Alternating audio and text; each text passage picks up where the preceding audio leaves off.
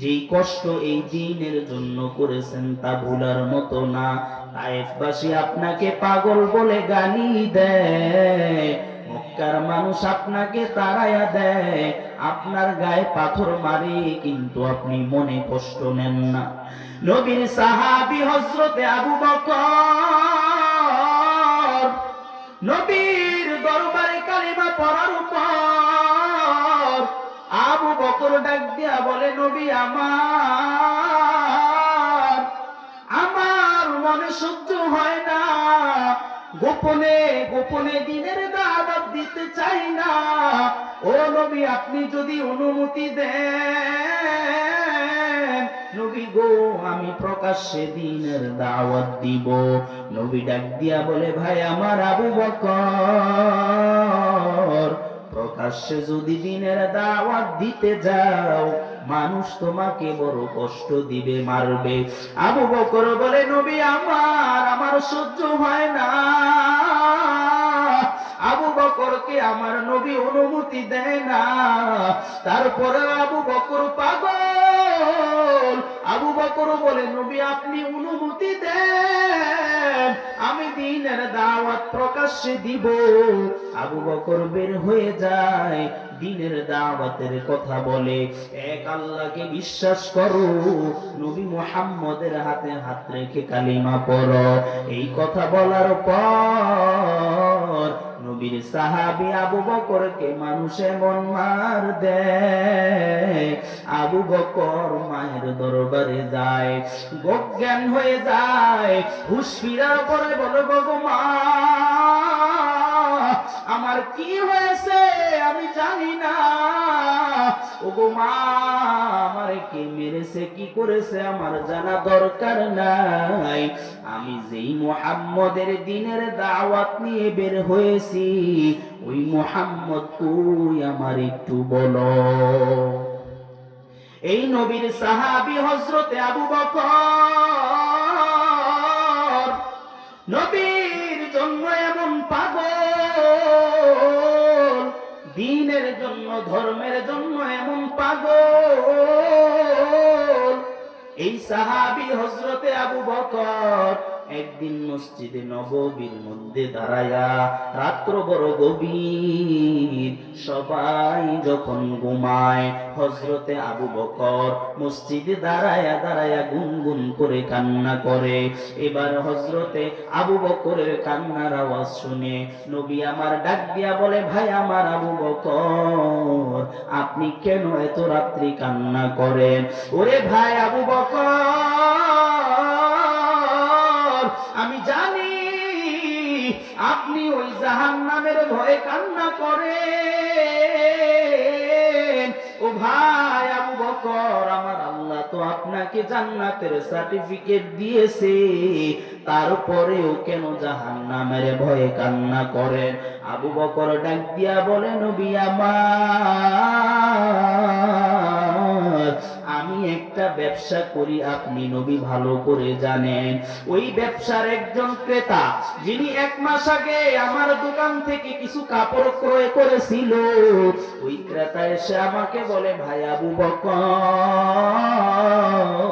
তোমার কাপড় ফেরত নাও, আমার টাকা দিয়ে দাও।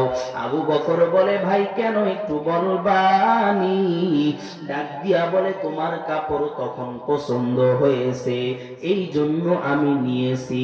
আজকে হঠাৎ করে তোমার কাপড় আমার ভালো লাগে না, নেও নেও, তোমার কাপড় ফিরাইয়া নেও, আমার টাকা ফিরাইয়া দাও। আবু বকর এই কথা বলে নবীর দরবারে কান্নার আওয়াজ, ডাক দিয়া বলে, ওগো নবী আমার, আমার আল্লাহ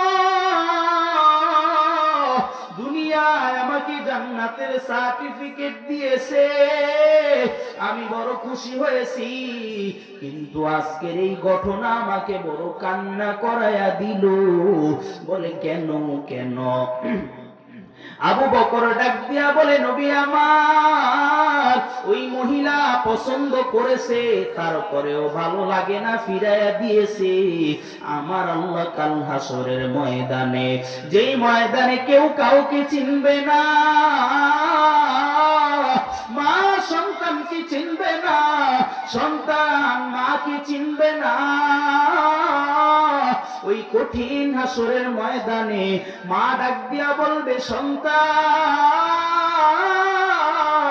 আমি তোর মা, 10 মাস 10 দিন গর্ভে নিয়েছি, আজকে একটা নেকি হলে আমি জান্নাতে যেতে পারবো।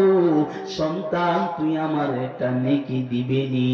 সন্তান চিনবে ঠিক, বলবে মা আমি তোমারে চিনি না, দুনিয়ায় আমার মা ছিল ঠিক, কিন্তু তুমি আমার মা না। আবার আরেকজন মা সন্তানের দরবারে দৌড়ায়, আরেক সন্তান মার দরবারে গিয়ে বলবে, মা আমি তোমার সন্তান, যেই সন্তানের জন্য দুনিয়ায় তুমি কত কষ্ট করেছো, ওগো মা আমি 2টা নেকির জন্য জাহান্নামে চলে যাব। ওগো মা আমার, তুমি আমারে 2টা নেকি দিবানি গো মা? দেও না মা, দুনিয়ায় কত কিছুই তো আমার জন্য দিলা, ওগো মা আমারে 2টা নেকি দাও।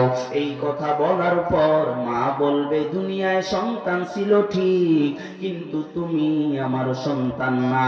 চিনার পরেও চিনবে না, বুঝার পরেও বুঝবে না। ওগো নবী আমার, এত কঠিন হাসরের ময়দান,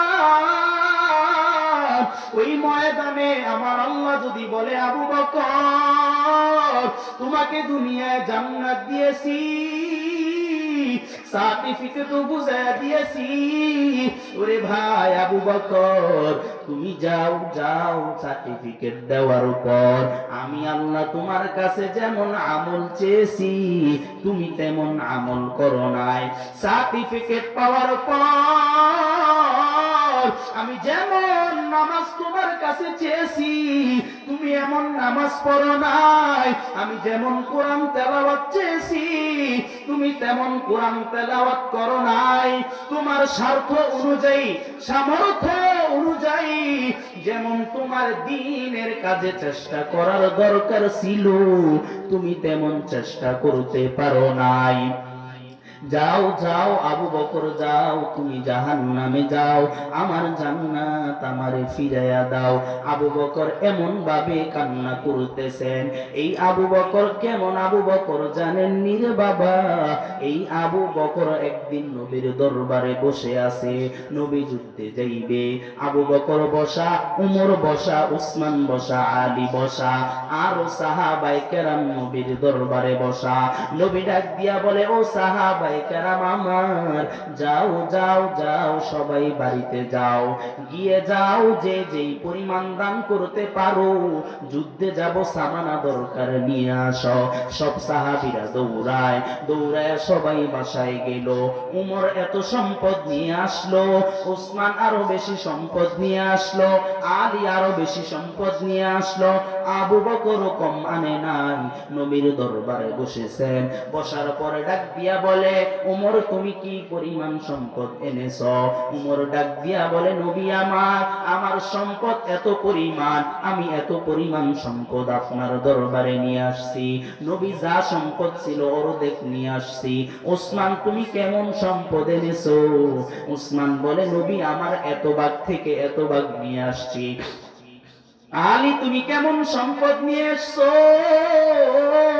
বলে, নবী আমার, আমি এত ভাগ থেকে এত ভাগ নিয়ে আসছি। আবু বকরকে ডাক দিয়া বলে, ভাই আমার আবু বকর,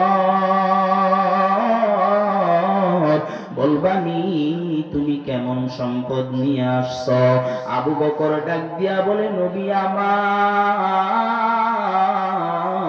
আপনি জানেন কিনা আমি জানি না, আপনার জন্য আমার মনে এমন রহমত,